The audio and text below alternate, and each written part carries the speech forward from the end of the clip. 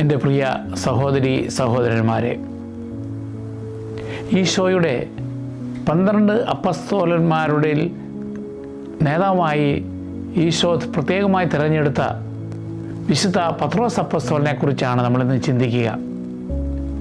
ഒരു മുക്കുവനായിരുന്ന ശിമയോൻ, അത് 3 പ്രാവശ്യം ഈശോയെ നിഷേധിച്ച് പറയേണ്ടി വന്ന ശിമയോൻ സഭയുടെ ധീരനായ അപ്പസ്തോലനും രക്തസാക്ഷിയുമായി മാറിയ കഥയാണ് നമ്മൾ ഇന്ന് ചിന്തിക്കുന്നത്.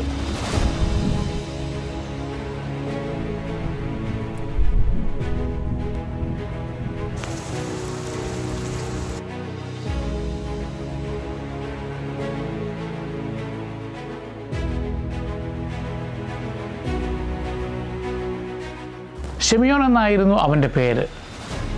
പത്രോസ് അല്ലെങ്കിൽ പാറ എന്നുള്ള പേര് ഈശോ പിന്നീട് നൽകിയ ഒരു ഇരട്ടപ്പേരാണ്.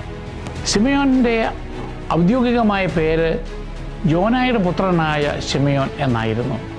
കാരണം യോഹന്നാൻ എന്നതായിരുന്നു അദ്ദേഹത്തിൻ്റെ പിതാവിൻ്റെ പേര്.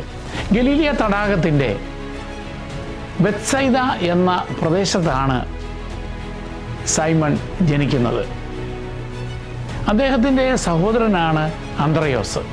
പിന്നീട് അപ്പസ്തോലന്മാരായി തീർന്ന അന്ത്രയോസും ശിമയോനും അവരുടെ പിതാവിൻ്റെ തൊഴിലായ മത്സ്യബന്ധനത്തിലാണ് ഏർപ്പെട്ടിരുന്നത്.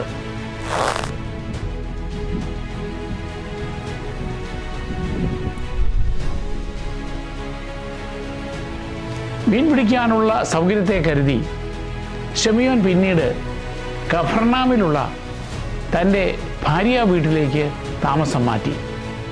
അങ്ങനെ അദ്ദേഹത്തോടൊപ്പം ഭാര്യയും ഭാര്യ മാതാവും ജീവിച്ചതായിട്ട് നമുക്ക് കാണാം.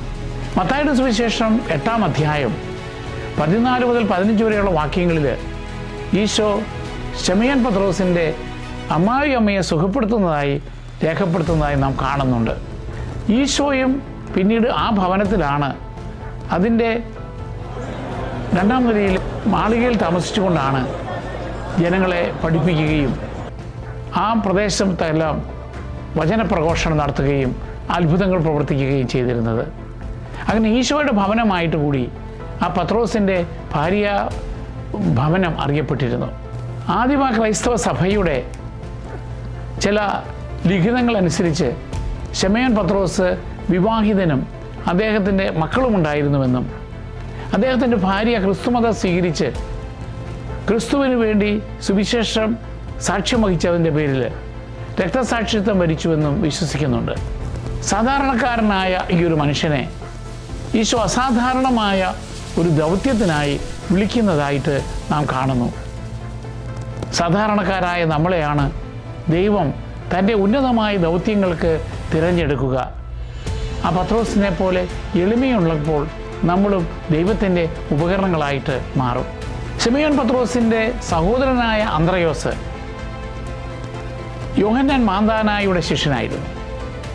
ഈശോയ്ക്ക് സാക്ഷ്യം വഹിക്കുവാനും ഈശോയ്ക്ക് വഴിയൊരുക്കുവാനും വന്ന യോഹന്നാൻ മാന്താന തൻ്റെ ശിഷ്യന്മാരെ ഈശോയ്ക്ക് പരിചയപ്പെടുത്തി കൊടുക്കുകയാണ്, ഈശോയുടെ അടുക്കിലേക്ക് അയക്കുകയാണ്. അങ്ങനെ അന്ത്രയോസ് മനസ്സിലാക്കുന്നു ഈശോ മിശിഹായാണെന്ന്. അത് മനസ്സിലാക്കിയ അന്ത്രയോസ് ഉടനെ തന്നെ തൻ്റെ സഹോദരനായ ശിമയോനോട് പറയുന്നു, ഞങ്ങൾ രക്ഷകനെ മിശിഹായെ കണ്ടുവെന്ന്. അങ്ങനെ ശിമയോൻ ചെന്ന് ഈശോയെ കാണുമ്പോൾ ഈശോ ശിമയോനോട് പറയുകയാണ്, യോനായുടെ പുത്രനായ ശിമയോനെ, നീ ഇനി മുതൽ കേപ്പ അഥവാ പാറ പെത്രോസ് എന്ന് അറിയപ്പെടും. കേപ്പ എന്ന് പറഞ്ഞാൽ പാറ എന്നാണ് അർത്ഥം.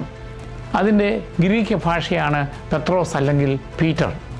ഈശോയെ തൻ്റെ വളർത്തുപിതാവായ യോസേപ്പ് പിതാവ് ഒരു തച്ചനായിട്ട് അല്ലെങ്കിൽ ഒരു ബിൽഡറായിട്ടാണ് വളർത്തിയത്. ആ ഒരു പരിശീലനത്തിൻ്റെയും കൂടി പശ്ചാത്തലത്തിൽ ഈശോ ഒരു ഉദാഹരണം ഉപയോഗിക്കുകയാണ്. ഒരു കെട്ടിടം പണിയണമെങ്കിൽ അല്ലെങ്കിൽ ഒരു ഭവനം നിർമ്മിക്കണമെങ്കിൽ അത് പാറമേൽ ഉറപ്പുള്ള സ്ഥലത്തായിരിക്കണം പണിയുക.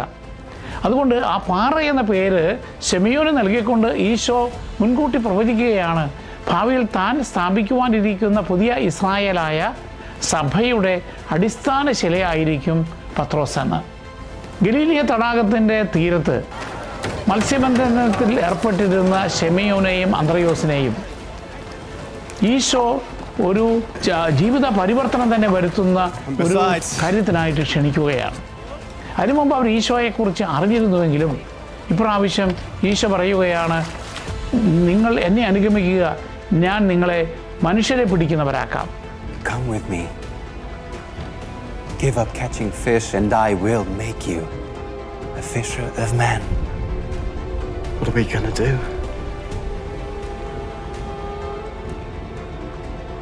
Change the world. അങ്ങനെ മത്സ്യബന്ധനത്തിന് പകരം മനുഷ്യബന്ധനത്തിന് വേണ്ടി ഈശോ അവരെ തിരഞ്ഞെടുക്കുമ്പോൾ അവരുടെ വഞ്ചിയും വലയും കുടുംബവും വരുമാനവും എല്ലാം ഉപേക്ഷിച്ച്, ഭവനവും ഉപേക്ഷിച്ച് ഈശോയുടെ കൂടെ ചേരുകയാണ്. അത് അവരുടെ ജീവിതത്തിൽ വലിയ ഒരു പരിവർത്തനം തന്നെ വരുത്തുന്നുണ്ട്.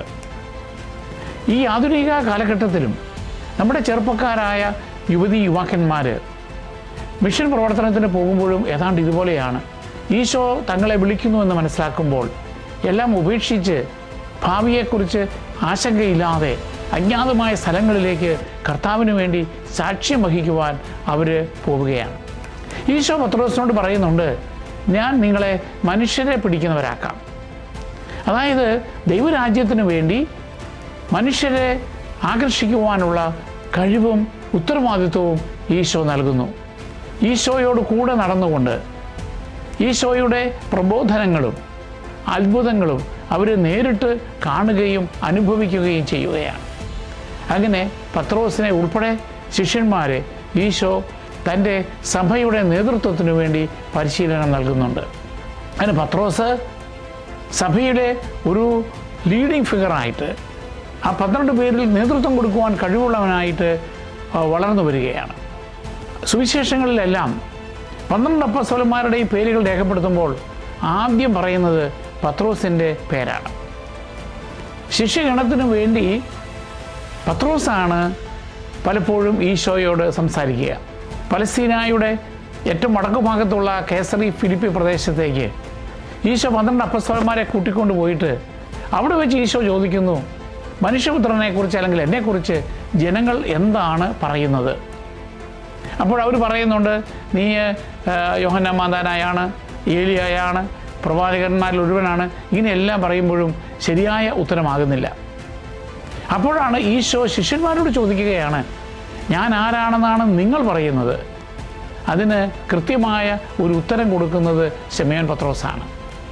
നീ ജീവിക്കുന്ന ദൈവത്തിൻ്റെ പുത്രനായ ക്രിസ്തുവാകുന്നുവെന്ന് ശിമയോൻ പറഞ്ഞപ്പോൾ ഈശോ അവനിൽ സംപ്രീതനായിട്ട് പറഞ്ഞു, യോനായുടെ പുത്രനായ ശിമയോനെ, നീ അനുഗ്രഹീതനാകുന്നു. മാംസരക്തങ്ങളല്ല, എൻ്റെ സ്വർഗസ്ഥനായ പിതാവാണ് നിനക്ക് ഇത് വെളിപ്പെടുത്തി തന്നത്. അതിനുശേഷം ശിമയോൻ പത്രോസിന് ഉന്നതമായ ഒരു പദവി ഈശോ കൊടുക്കുകയാണ്.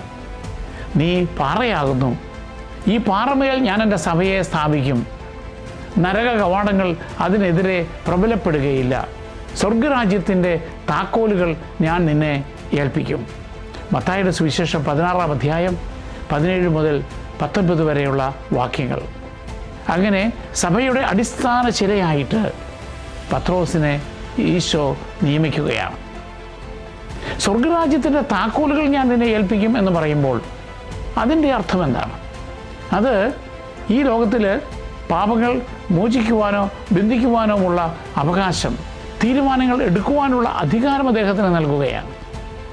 പഴയ നിയമകാലഘട്ടങ്ങളിൽ വലിയ നഗരങ്ങളുടെ ചുറ്റും ശക്തമായ മതിലുണ്ടായിരിക്കും. അതിലേക്കൊരു വലിയ പ്രവേശന കവാടമുണ്ടാകും. അതിൻ്റെ താക്കോല് ഏൽപ്പിക്കുന്നത് ഭരണാധികാരിയായ ഒരു പ്രധാനമന്ത്രിയായിരിക്കും രാജാവ് ഏൽപ്പിക്കുക. അതുപോലെ ദൈവരാജ്യത്തിൻ്റെ രാജാവായ ഈശോ മിശിഹ തൻ്റെ പ്രധാനമന്ത്രിയായിട്ട് ആ താക്കോല് പത്രോസിനെ ഏൽപ്പിക്കുകയാണ്. അധികാരത്തിൻ്റെ ചിഹ്നമാണ് അത്. ഈശോയുടെ 3 വളരെ ക്ലോസ് ആയിട്ടുള്ള അപ്പസ്തലന്മാരുണ്ടായിരുന്നു. പത്രോസും സെബദീ പുത്രന്മാരായ യാക്കോബും യോഹന്നാനും. അവരിൽ ഈശോ ചില പ്രത്യേക അവസരങ്ങളിലെല്ലാം അവരെയാണ് കൂടെ കൊണ്ടുപോയത്. ജൈറൂസിൻ്റെ മകളെ ഉയർപ്പിച്ചപ്പോൾ മലയുടെ മുകളിൽ ഈശോ ഏലിയ പ്രവാചകനോടും മോശയോടും ചേർന്ന് രൂപാന്തരപ്പെട്ട അവസരത്തിൽ ഗെത്സമൻ തോട്ടത്തിൽ പീഡാസഹനത്തിലൂടെ കടന്നു പോകുന്ന അവസരത്തിലുമൊക്കെ ഈശോ കൂടെ കൊണ്ടുപോയത് ഈ 3 പേരെയുമാണ്. ലൂക്കായുടെ സുവിശേഷം 22-ാം അധ്യായം 32-ാമത്തെ വാക്യത്തിൽ ഈശോ പറയുന്നുണ്ട്, നീ വിശ്വാസത്തിൽ തകർന്നു പോകാതിരിക്കുവാൻ വേണ്ടി ഞാൻ നിനക്ക് വേണ്ടി പ്രാർത്ഥിച്ചു. നീ തിരികെ വരുമ്പോഴും നീ നിൻ്റെ സഹോദരങ്ങളെ ശക്തിപ്പെടുത്തണമെന്ന്. അങ്ങനെ അവൻ്റെ ബലഹീനതയെയും അതോടൊപ്പം തന്നെ തിരിച്ചു വരുന്നതിനെയും അതോടൊപ്പം തന്നെ തൻ്റെ ശുശ്രൂഷകനായ അപ്പസ്തോലന്മാരെയും ഒക്കെ ശക്തിപ്പെടുത്താൻ ഉള്ള ഉത്തരവാദിത്വം, നേതൃത്വം ഈശോ പത്രോസിനെ ഏൽപ്പിക്കുന്നതായിട്ട് കാണാം. അതുകൊണ്ട് തൻ്റെ അജഗണത്തിൻ്റെ പ്രധാന ഇടയനായിട്ട് ഈശോ പത്രോസിനെ ചുമതല ഏൽപ്പിക്കുകയാണ്. അതുകൊണ്ട് കത്തോലിക്ക സഭ വിശ്വസിക്കുക, മാർപ്പാപ്പ പത്രോസിൻ്റെ പിൻഗാമിയാണ്. പത്രോസാണ് ആദ്യത്തെ മാർപ്പാപ്പ എന്ന്. ആദിമസഭ പത്രോസിനെ അപ്പസ്തോലന്മാരുടെ പ്രിൻസായിട്ട് കണക്കാക്കിയിരുന്നു. അദ്ദേഹം നേതാവും അതോടൊപ്പം തന്നെ സഭയുടെ സ്പോക്സ് പേഴ്സണും ആയിരുന്നു. പത്രോസ് ഒരു പച്ചയായ മനുഷ്യനാണ്. അദ്ദേഹത്തിൻ്റെ ജീവിതത്തിൽ ബലഹീനതകളുണ്ട്, അതോടൊപ്പം തന്നെ ശക്തിയുമുണ്ട്. ചില സമയത്ത് അദ്ദേഹം വളരെ ബോൾഡാണ്, ചില സമയത്ത് അദ്ദേഹം ബലഹീനനാണ്, സംശയങ്ങൾ ഉയർത്താറുണ്ട്. എന്നാൽ ഇതെല്ലാം സുവിശേഷങ്ങളിലും അതുപോലെ തന്നെ അപ്പസ്തോലന്മാരുടെ നടപടി പുസ്തകത്തിലുമൊക്കെ പച്ചയായിട്ട് രേഖപ്പെടുത്തുന്നുമുണ്ട്. ചില സമയത്ത് പത്രോസ് ഈശോയെ തെറ്റിദ്ധരിക്കുന്നുണ്ട്. കേസറിയ ഫിലിപ്പി പ്രദേശത്ത് നടന്ന സംഭവത്തിൽ ഈശോ അവിടെ വെച്ചാണ് ആദ്യമായിട്ട് തനിക്ക് സംഭവിക്കുവാനിരിക്കുന്ന പീഡാസഹനവും കുരിശുമരണവും ഉത്ഥാനവും ഈശോ അപ്പസ്തോലന്മാരോട് വെളിപ്പെടുത്തുന്നത്. ആ അവസരത്തിൽ പത്രോസ് തൻ്റെ ഈശോയോടുള്ള സ്നേഹത്തെ പ്രതി വേദനയോടെ പറഞ്ഞു, നാഥ, ഇത് അങ്ങേക്ക് സംഭവിക്കാതിരിക്കട്ടെ എന്ന്. അപ്പോൾ ഈശോ പത്രോസിനോട് പറയുന്നു, സാത്താനെ, നീ എന്നിൽ നിന്നും മാറിപ്പോകൂ. മത്തായിയുടെ സുവിശേഷം 16-ാം അധ്യായം 21 മുതൽ 23 വരെയുള്ള വാക്യങ്ങളിൽ ഈശോ ഗലീലിയ തടാകത്തിൻ്റെ ആ വെള്ളത്തിന് മുകളിലൂടെ നടന്നു വരുന്നത് കാണുമ്പോൾ പത്രോസ് ആവശ്യപ്പെട്ടതനുസരിച്ച് പത്രോസിനും ആ വെള്ളത്തിന് മുകളിലൂടെ നടക്കുവാൻ ഈശോ അനുവദിക്കുന്നുണ്ട്. എന്നാൽ കാറ്റും കൂളും ഇളകി വരുമ്പോൾ പത്രോസ് പെട്ടെന്ന് ഭയപ്പെടുകയും വെള്ളത്തിലേക്ക് താഴുവാൻ തുടങ്ങുകയും ചെയ്യുമ്പോൾ ഈശോ അവനെ പിടിച്ച് ഉയർത്തിക്കൊണ്ട് ചോദിക്കുന്നുണ്ട്, അല്പവിശ്വാസി, നീ എന്തിന് സംശയിച്ചു?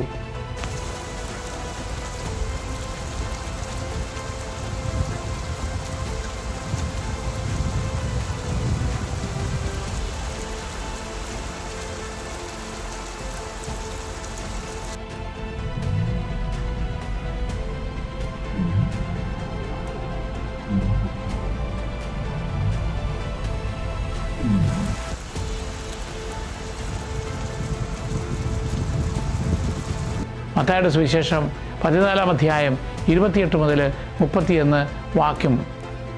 അവിടെ പത്രോസ് ചിലപ്പോൾ വിശ്വാസത്തിൽ ബലഹീനനായി രേഖപ്പെടുത്തപ്പെടുന്നുണ്ട്. ചിലപ്പോഴൊക്കെ ഈ പത്രോസ് ആവേശത്തോടെ ചില കാര്യങ്ങൾ പറയുന്നതായി കാണാം.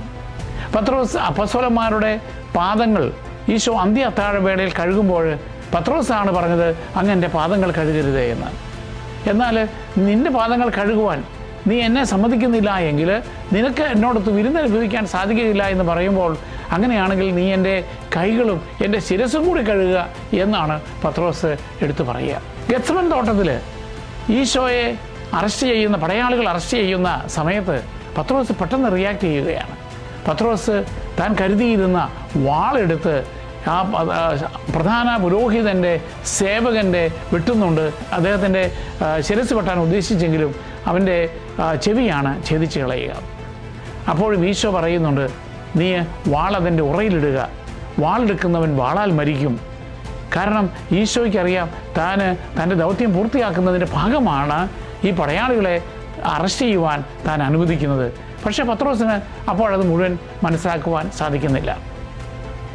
പിന്നീട് പ്രധാന പുരോഹിതൻ്റെ ഉദ്യാനത്തിലായിരിക്കുമ്പോൾ രാത്രി സമയത്ത് ഒരു ഈശോയെ 3 പ്രാവശ്യം തള്ളിപ്പറയുവാൻ പത്രോസ് ഇടയായിത്തീരുന്നുണ്ട്. ലൂക്കായുടെ സുവിശേഷം 22-ാം അധ്യായം 54 മുതൽ 60 വരെയുള്ള വാക്യങ്ങളിൽ. അവിടെ തീ കാഞ്ഞുകൊണ്ടിരുന്ന ഒരു സ്ത്രീ, പത്രോസുമുണ്ട്, മറ്റാളുകളുമുണ്ട്. അവൾ നീ അവൻ്റെ ശിഷ്യനല്ലേ എന്ന് ചോദിക്കുമ്പോൾ അല്ല എന്ന് ആവർത്തിച്ച് 3 പ്രാവശ്യം പറഞ്ഞു കഴിയുമ്പോൾ കോഴി കൂകുന്നു. അപ്പോൾ ഈശോ തന്നെപ്പറ്റി താൻ നിഷേധിച്ച് പറയും കോഴി കൂകുന്നതിന് മുൻപ് എന്ന കാര്യം ഓർമ്മിക്കുകയും പത്രോസ് വളരെയേറെ മനോവേദനയോടുകൂടി വിഷമിച്ച് തൻ്റെ പശ്ചാത്താപം പ്രകടിപ്പിക്കുകയും കരയുകയും ചെയ്യുന്നുണ്ട്. ലൂക്കായുടെ സുവിശേഷം 22-ാം അധ്യായം 61-62 വാക്യങ്ങളിൽ. എന്നാൽ ഈ ബലഹീനനാണെങ്കിലും പത്രോസ് പലപ്പോഴും വിജയത്തിലേക്ക് വിശ്വാസത്തിൻ്റെ വലിയ ശക്തി പ്രകടനം നടത്തുന്നതായിട്ടും കാണാൻ സാധിക്കും. ഈശോ ഒരിക്കൽ പഠിപ്പിച്ചു, ഞാൻ സ്വർഗത്തിൽ നിന്നും ഇറങ്ങി വന്ന അപ്പമാകുന്നു. എൻ്റെ ശരീരം ഭക്ഷിക്കുന്നവൻ എക്കാലവും ജീവിക്കും. എൻ്റെ ശരീരം ഭക്ഷിക്കുകയും എൻ്റെ രക്തം പാനം ചെയ്യുകയും ചെയ്തല്ലാതെ നിങ്ങൾക്ക് സ്വർഗരാജ്യത്തിൽ പ്രവേശിക്കുവാൻ സാധിക്കുകയില്ല എന്ന് പറയുമ്പോൾ ഇവൻ്റെ ശരീരവും രക്തവും ഞങ്ങൾക്ക് എങ്ങനെ ഭക്ഷിക്കുവാൻ സാധിക്കും എന്ന് ചോദിച്ചുകൊണ്ട് പല ആളുകളും ഈശോയെ ഉപേക്ഷിച്ച് പല ശിഷ്യന്മാരും പോയി. ആ സമയത്ത് ഈശോ ശിഷ്യന്മാരോട് ചോദിക്കുന്നുണ്ട്, അപ്പസ്തലന്മാരോട് ചോദിക്കുകയാണ്, നിങ്ങളുടെ കാര്യം എങ്ങനെയാണ്, നിങ്ങളും പോവുകയാണോ എന്ന് ചോദിക്കുമ്പോൾ ശിഷ്യന്മാർക്ക് വേണ്ടി പത്രോസാണ് മറുപടി പറയുക, നാഥാ, ഞങ്ങൾ എവിടെ പോകും? നിന്നിലല്ലേ നിത്യജീവൻ്റെ വചസ്സുകളുള്ളത് എന്ന്. അങ്ങനെ ഈശോ നിത്യജീവൻ്റെ വചസ്സുകൾ ഉൾക്കൊള്ളുന്ന ദൈവത്തിൻ്റെ വചനമാണ് എന്ന് പത്രോസ് വിശ്വസിച്ച് ഏറ്റുപറയുന്നതായിട്ട് യോഹന്നാൻ്റെ സുവിശേഷം 6-ാം അധ്യായം 68-69 വാക്യങ്ങളിൽ നമുക്ക് കാണുവാൻ സാധിക്കും. അങ്ങനെ ഈശോയുടെ ഐഡൻറ്റിറ്റി ഈശോ മിശിഹായാണ് എന്ന് അദ്ദേഹം തിരിച്ചറിയുന്നുണ്ട്. കേസറിയ ഫിലിപ്പി പ്രദേശത്ത് വെച്ച് ഈശോയെപ്പറ്റി പത്രോസ് പറയുന്നുണ്ട്, നീ ജീവിക്കുന്ന ദൈവത്തിൻ്റെ പുത്രനായ മിശിഹ ആകുന്നു എന്ന് പറയുമ്പോൾ അവിടെ ഈശോ പത്രോസിനോട് പറയുകയാണ്, സ്വർഗസ്ഥനായ എൻ്റെ പിതാവാണ് നിനക്ക് ഇത് വെളിപ്പെടുത്തി തന്നത്. ആ ഒരു പ്രിവിലേജ് ലഭിച്ചതും പത്രോസിനാണ്. വെള്ളത്തിലൂടെ മുകളിലൂടെ നടക്കുവാൻ പത്രോസാണ് താല്പര്യം പ്രകടിപ്പിക്കുകയും അതിന് ഈശോ അനുവാദം കൊടുക്കുകയും അങ്ങനെ അല്പസമയത്തേക്കെങ്കിലും പത്രോസിന് നടക്കുവാൻ, ആ അത്ഭുതം പ്രവർത്തിക്കുവാൻ സാധിക്കുകയും ചെയ്യുന്നത്.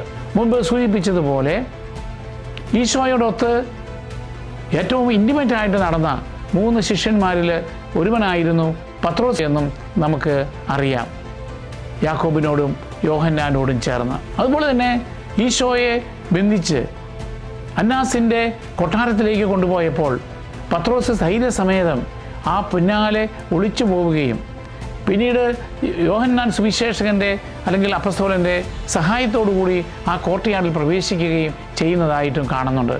അവിടെ ആ പത്രോസും യോഹന്നാനുമാണ് അതിന് ധൈര്യം കാണിക്കുന്നത്. പത്രോസ് 3 പ്രാവശ്യം ഈശോയെ നിഷേധിച്ച് പറഞ്ഞാലും അവിടെയും പത്രോസ് പശ്ചാത്തപിക്കുന്നതായിട്ട് നമുക്ക് കാണുവാൻ സാധിക്കും. അതുകൊണ്ട് തന്നെ പത്രോസിൻ്റെ ജീവിതം നമുക്കൊരു വലിയ ഉദാഹരണമാണ്. നമ്മുടെ ജീവിതത്തിലും വീഴ്ചകൾ ഉണ്ടാകും, അപ്പോഴും നമ്മൾ എങ്ങനെ നമ്മളെ തന്നെ തിരുത്തണമെന്നുള്ളത്.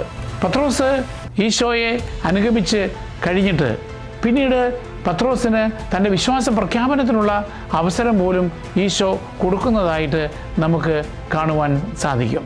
പത്രോസിൻ്റെ ജീവിതത്തിലെ വലിയ അനുഭവങ്ങൾ പിന്നീട് അദ്ദേഹത്തിന് ശക്തി പകരുന്നുണ്ട്. അദ്ദേഹത്തിൻ്റെ ദൗർബല്യങ്ങളും അദ്ദേഹത്തിൻ്റെ ആ വിശ്വാസത്തിലുള്ള വലിയ പ്രകടനങ്ങളും ദൈവം നൽകുന്ന വലിയ അവസരങ്ങളുണ്ട്. ഈശോയുടെ ഉദ്ധാനശേഷം ആദ്യം അത് അറിയുന്നത് ഭക്തരായ സ്ത്രീകളാണ്, മഗ്ദലന മറിയം ഉൾപ്പെടെ. അപ്പോൾ മാലാഖ ആ സ്ത്രീകളോട് പറയുന്നത്, നിങ്ങൾ പോയി പത്രോസ് ഉൾപ്പെടെയുള്ള എൻ്റെ ശിഷ്യന്മാരോട് പറയണം, നാഥൻ ഗലീലയിലേക്ക് നിങ്ങൾക്ക് മുൻപേ പോവുകയാണെന്ന്. അവിടെ പത്രോസിൻ്റെ പേര് പ്രത്യേകം എടുത്തു പറയുന്നതായിട്ട് മർക്കോസിൻ്റെ സുവിശേഷം 16-ാം അധ്യായം 7-ാം വാക്യത്തിൽ നമ്മൾ കാണുന്നുണ്ട്.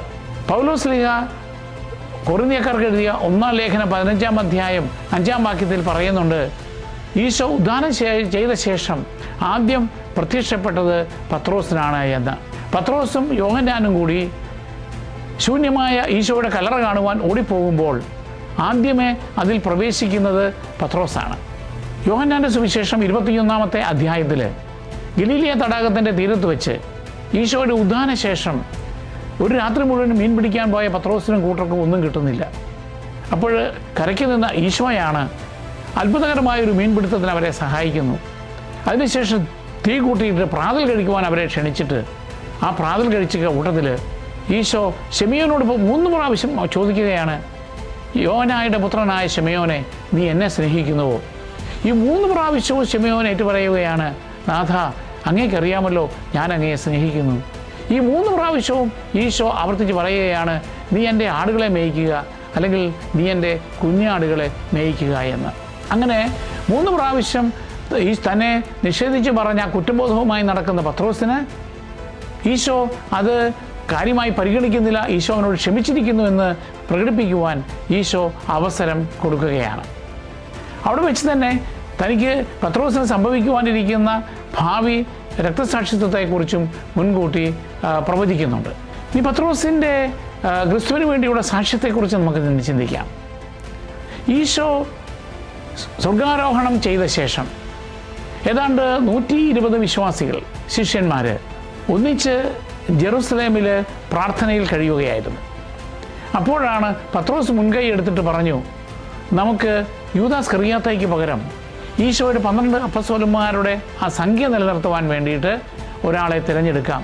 അങ്ങനെ മത്തിയാസിനെ തിരഞ്ഞെടുക്കുന്നതിന് ഒരു ഇനിഷ്യേറ്റീവ് എടുക്കുന്നത് പത്രോസാണ്. അപ്പസ്തോല പ്രവർത്തനം 1-ാം അധ്യായം 15 മുതൽ 26 വരെയുള്ള വാക്യങ്ങൾ. പിന്നീട് നമുക്കറിയാം, പെന്തക്കോസ്ത് തിരുനാളിൽ പരിശുദ്ധാത്മാവ് തീനാവുകളുടെ രൂപത്തിൽ അപ്പസ്തോലന്മാരുടെ മേൽ ഇറങ്ങി വരുന്നു. അപ്പോൾ ആ അസാധാരണമായ ചില സംഭവങ്ങളുടെ പശ്ചാത്തലത്തിൽ ജെറുസലേമിൽ കൂടിയിരുന്ന ആളുകളെല്ലാം ഈ അപ്പസ്തോലന്മാരുടെ ആ പ്രദേശത്തേക്ക് വരികയും അവിടെ പത്രോസ് ധൈര്യസമേതം വലിയൊരു ജനാവലിയോട് കർത്താവിനെ പറ്റി പ്രസംഗിക്കുകയും ചെയ്യുന്നു. പരിശുദ്ധാത്മാവിനാൽ പ്രചോദിതനായി അദ്ദേഹം പ്രസംഗിച്ചു കഴിഞ്ഞപ്പോൾ ദൈവത്തിൻ്റെ ഇടപെടൽ മൂലം 3000 പേര് അവിടെ വെച്ച് ജ്ഞാനസ്നാനം സ്വീകരിക്കുന്നു. അപ്പസ്തോല പ്രവർത്തനം 2-ാം അധ്യായം 14 മുതൽ 41 വരെയുള്ള വാക്യങ്ങൾ. അപ്പസ്തോല പ്രവർത്തനത്തിൻ്റെ ആദ്യത്തെ അധ്യായങ്ങളിലെല്ലാം പത്രോസിൻ്റെ നേതൃത്വത്തെക്കുറിച്ച് രേഖപ്പെടുത്തുന്നുണ്ട്. അപ്പസ്തോലിക് സഭയിൽ ആദ്യമായി അപ്പസ്തോലന്മാർ ചെയ്ത അത്ഭുതങ്ങൾ രേഖപ്പെടുത്തുന്നത് പത്രോസിൻ്റേതാണ്. അപ്പസ്തോല പ്രവർത്തനം 3-ാം അധ്യായം 1 മുതൽ 8 വരെയുള്ള വാക്യങ്ങളിൽ ജന്മന വികലാംഗനായിരുന്ന ഒരു മനുഷ്യനെ പത്രോസ് ദേവാലയത്തിൻ്റെ കവാടത്തിൽ വെച്ച് സുഖപ്പെടുത്തുന്നതായി രേഖപ്പെടുത്തുന്നുണ്ട്. യഹൂദ അധികാരികൾ പത്രോസിനെയും യോഹന്നാനെയും ബന്ധിച്ച് അവിടെ സാൻഹദ്രീൻ സംഘത്തിൻ്റെ മുമ്പാകെ കൊണ്ടുവരുന്നുണ്ട്. പത്രോസ് ധൈര്യസമേതം പരിശുദ്ധാത്മാവിനാൽ നിറഞ്ഞ ശക്തിയോടുകൂടി അവരോട് ഈശോയാണ് രക്ഷകൻ, അവനെയാണ് നിങ്ങൾ ക്രൂശിച്ചത് എന്ന് പറയുവാനുള്ള ധൈര്യം കാണിക്കുന്നുണ്ട്. പല അത്ഭുതങ്ങളും അടയാളങ്ങളും പത്രോസ് വഴിയായും അപ്പസ്തോലന്മാർക്കും പ്രവർത്തിക്കുവാൻ സാധിക്കുന്നുണ്ട്. പത്രോസ് തെരുവിലൂടെ പോകുന്ന വഴിക്ക് അദ്ദേഹത്തിൻ്റെ നിഴൽ വീണാൽ പോലും രോഗികൾ സുഖം പ്രാപിച്ചിരുന്നതായിട്ട് അപ്പസ്തോല പ്രവർത്തനത്തിൻ്റെ 5-ാം അധ്യായം 15-16 വാക്യങ്ങളിൽ പറയുന്നുണ്ട്. ഒരിക്കൽ പത്രോസും യോഹന്നാനും കാരാഗൃഹത്തിലായിരുന്നപ്പോൾ മാലാഖ അവരെ സ്വതന്ത്രരാക്കുന്നു. അവിടെ നിന്ന് അവർ ധൈര്യസമേതം വീണ്ടും പോയത് ദേവാലയത്തിൻ്റെ പരിസരത്ത് പോയി വചനം പ്രസംഗിക്കുവാനായിരുന്നു. പത്രോസും യോഹന്നാനും സമറിയായിൽ പോയി അവിടെ മാനസാന്തരപ്പെട്ടിരുന്ന ആളുകളോട് വചനം പ്രസംഗിക്കുകയും പരിശുദ്ധാത്മാവിനെ നൽകുകയും ചെയ്തതായിട്ട് അപ്പസ്തോല പ്രവർത്തനത്തിൻ്റെ 8-ാം അധ്യായം 14 മുതൽ 17 വരെയുള്ള വാക്യങ്ങളിൽ നാം കാണുന്നുണ്ട്. മെഡിറ്ററേനിയൻ കടൽത്തീരത്തിൻ്റെ ഭാഗങ്ങളിലൂടെ പത്രോസ് യാത്ര ചെയ്ത് വചനം പ്രസംഗിക്കുന്നുണ്ട്.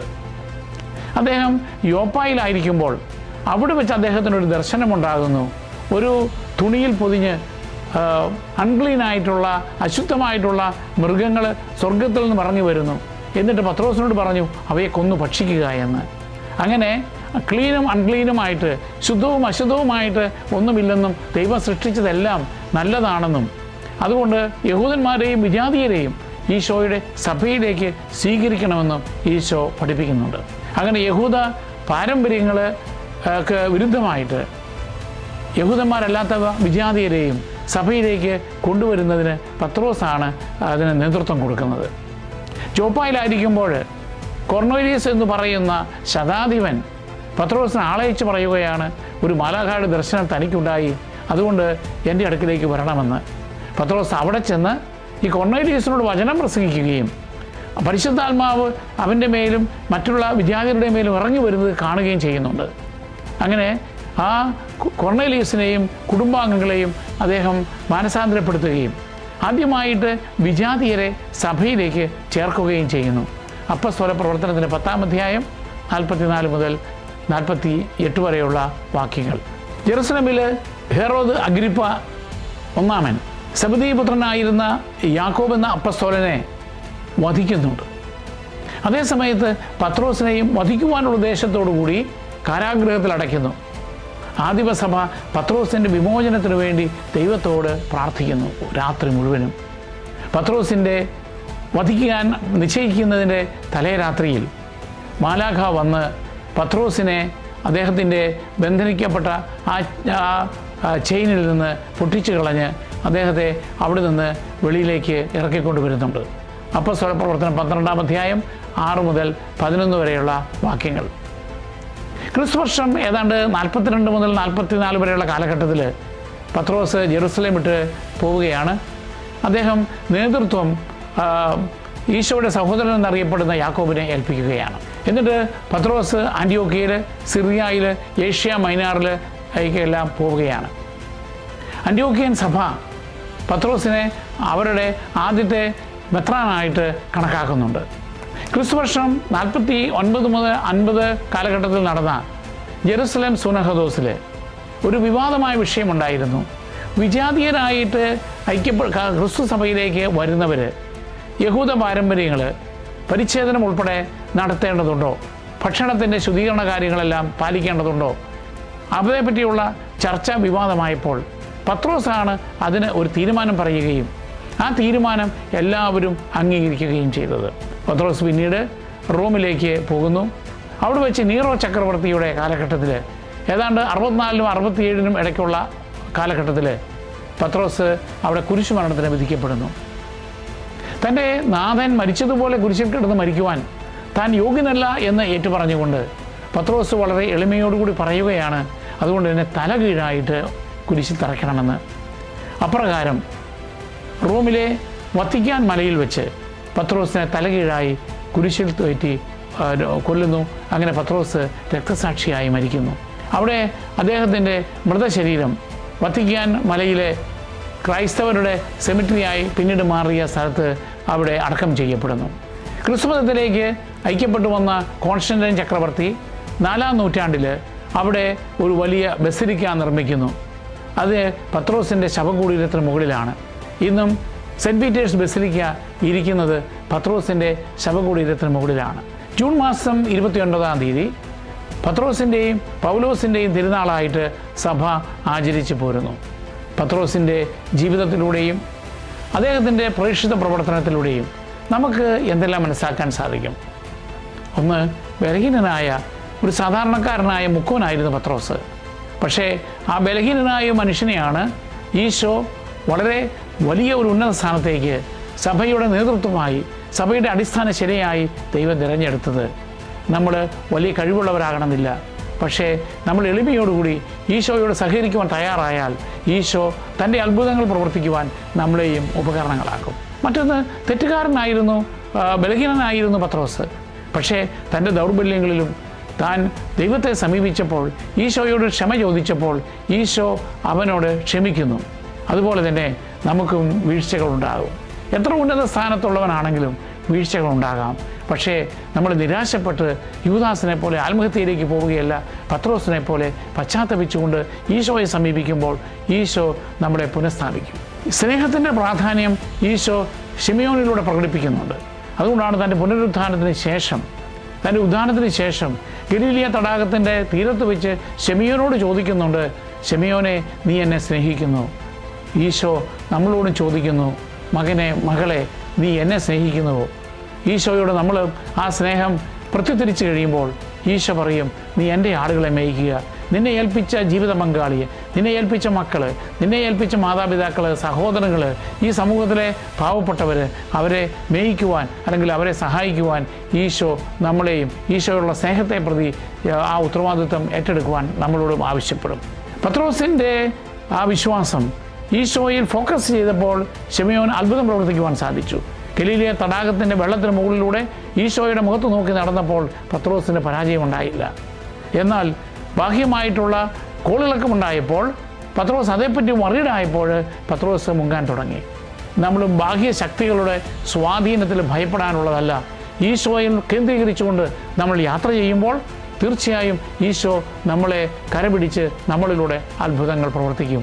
അതുകൊണ്ട് നമ്മൾ പതറാനുള്ളവരല്ല, ഈശോയിൽ നമുക്ക് ശ്രദ്ധ കേന്ദ്രീകരിക്കാം.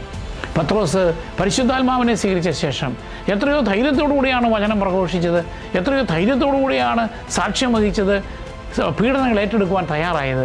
അതുപോലെ തന്നെ ഈ പത്രോസിനെ അനുകരിച്ചുകൊണ്ട് പരിശുദ്ധാത്മാവിനാൽ നിവേശിതരായി കർത്താവിൻ്റെ വചനം പ്രസംഗിക്കുവാൻ, സാക്ഷ്യം വഹിക്കുവാൻ നമുക്ക് ശ്രമിക്കാം. പത്രോസ് ജീവകാരുണ്യ പ്രവർത്തനങ്ങളിൽ വ്യാപൃതനായിരുന്നു. രോഗികളെ സുഖപ്പെടുത്തുന്ന കാര്യത്തിൽ, വിജാതീയരെ തൻ്റെ സഭയിലേക്ക് കൊണ്ടുവരുന്ന കാര്യത്തിൽ, സഭയിലുണ്ടാകുന്ന ഉൾപ്പാട്ടി പ്രശ്നങ്ങളിലെല്ലാം പരിഹരിക്കുന്ന കാര്യത്തിൽ, അതുപോലെ തന്നെ നമ്മളും ഈശോയോട് സഹകരിച്ച് പ്രവർത്തിക്കുമ്പോൾ നമ്മളിലൂടെ ഈശോയും നല്ല കാര്യങ്ങൾ ചെയ്യുവാൻ, എല്ലാ ജാതീയ മതസ്ഥരായ ആളുകളോടും ഈശോയോട് ചേർത്ത് നിർത്തുവാൻ നമുക്കും സാധിക്കും. അതുകൊണ്ട് എളിമയും വിനയും ഉണ്ടായിരുന്ന ആ പത്രോസിനെ പോലെ, പശ്ചാത്താപമുണ്ടായിരുന്ന പത്രോസിനെ പോലെ നമുക്കും നന്മയിൽ വ്യാപരിച്ചുകൊണ്ട് ഈശോയിൽ ധൈര്യപ്പെട്ട് ജീവിക്കുവാൻ ശ്രമിക്കാം. നമുക്ക് പ്രാർത്ഥിക്കാം. വിശുദ്ധ പത്രോസ് അപ്പോസ്തലനെ ഞങ്ങൾക്ക് മാതൃകയായി നൽകിയ ഈശോനാഥ, ബലഹീനനായ ആ മനുഷ്യനെ അങ്ങൊരു സഭയുടെ അടിസ്ഥാന ശിലയായി പാറയാക്കി മാറ്റി ഞങ്ങളുടെയും വിശ്വാസത്തെ വർദ്ധിപ്പിക്കണമേ. പത്രോസിനെ പോലെ വിശ്വാസത്തിൽ ഞങ്ങൾ പതറിപ്പോകുമ്പോൾ, ബാഹ്യശക്തികളുടെ സ്വാധീനം ഞങ്ങളെ പിടിച്ച് ഉലയ്ക്കുമ്പോൾ, കർത്താവെ, അങ്ങിൽ അഭയം പ്രാപിക്കുവാൻ, ഞങ്ങളുടെ തെറ്റുകൾ ഏറ്റുപറഞ്ഞുകൊണ്ട് അങ്ങിൽ നിന്ന് ക്ഷമായാചന നടത്തുവാൻ, അങ്ങനെ ഞങ്ങളെ ശക്തിപ്പെടുത്തുവാൻ അങ്ങ് തയ്യാറാകണമേ. വിശ്വാസത്തിൽ ഉറച്ചു നിന്നുകൊണ്ട് പ്രതിസന്ധി ഘട്ടങ്ങളിൽ അങ്ങേക്ക് സാക്ഷ്യം വഹിച്ച പത്രോസിനെ പോലെ പരിശുദ്ധാത്മാവിനെ ഞങ്ങളിൽ നിറച്ചുകൊണ്ട് അങ്ങയെ വിശ്വസ്തയോടുകൂടി അനുഗമിക്കുവാനും, എളിമയോടുകൂടി അങ്ങേക്ക് വേണ്ടി, അങ്ങയുടെ സഭയ്ക്ക് വേണ്ടി, ഞങ്ങളെ ഏൽപ്പിച്ചിരിക്കുന്ന ജനത്തിനു വേണ്ടി ശുശ്രൂഷ ചെയ്യുവാനും ഞങ്ങളെ സഹായിക്കണമേ. അങ്ങയുടെ ഉദ്ധാനത്തിന് ശേഷം പത്രോസിനെ അങ്ങ് സ്ഥൈര്യപ്പെടുത്തിയതുപോലെ അങ്ങയുടെ ആ വിശ്വാസത്തിൽ ഉറച്ചു നിന്നുകൊണ്ട് അങ്ങയുടെ സഭയെ നയിക്കുവാൻ, അങ്ങയുടെ ജനതയെ സേവിക്കുവാൻ അങ്ങയ്ക്ക് വേണ്ടി സമർപ്പിതമായ ഒരു ഹൃദയം നൽകണമേ എന്ന് ഞങ്ങൾ പ്രാർത്ഥിക്കുന്നു. വിശുദ്ധ പത്രോസെ, അങ്ങയുടെ മാധ്യസ്ഥം ഈ കാര്യത്തിൽ ഞങ്ങൾ തേടുകയും ചെയ്യുന്നു. ആമേൻ.